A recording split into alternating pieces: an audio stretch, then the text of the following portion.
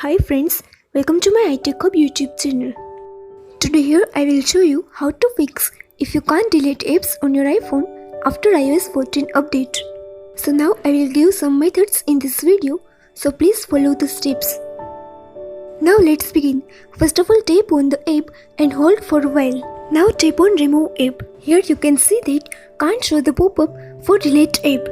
It says remove from home screen. Now go to the settings. Next here, tap on screen time.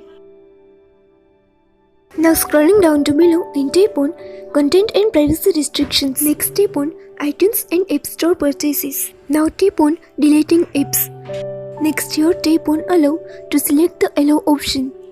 Now we'll need to go back to home screen and try again. Now tap on app and hold for a while, then tap on remove app. Next here tap on delete app.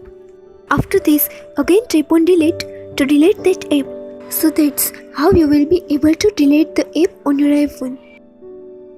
Now we'll show next method to fix this problem. In this method, first of all launch the settings app on your iPhone. Now scrolling down to below and tap on general.